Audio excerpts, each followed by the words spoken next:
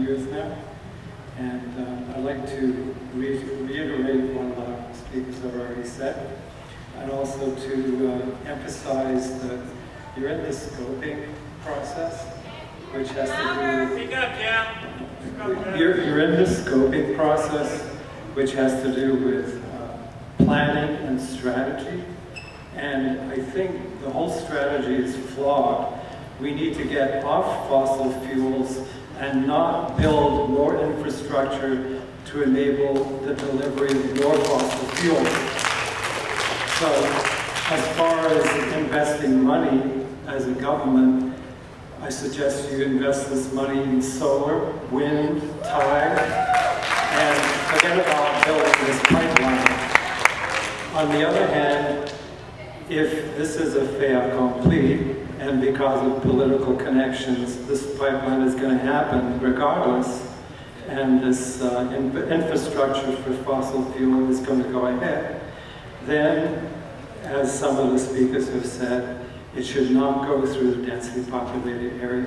It should go from the Staten Island station directly over to Brooklyn, under New York Bay, where it's not going to impact anybody.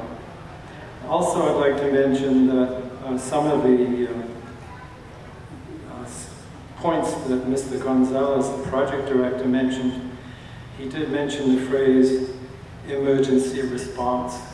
If there's some kind of accident, there's no way that can be realized in any useful fashion unless it goes underwater of New York Bay, in which case the water will swamp any fires.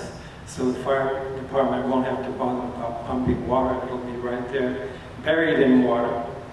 Also, Mr. Gonzalez mentioned as one of the benefits, northeast gas infrastructure, which I think comes back to Maureen Crowley's point here of fracking in the Marcellus Shale, which happens to be the source of our drinking water.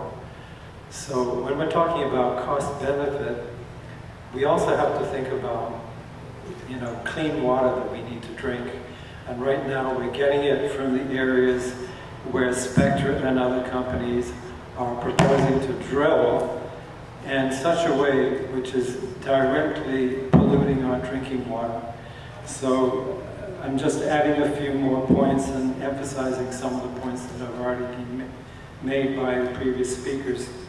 And I urge you to abandon this project, get off fossil fuel, don't invest any more infrastructure to support fossil fuel, but instead invest this into sustainable sources of energy such as solar, wind, and tide. Thank you very much. Thank you. Mr. Katz,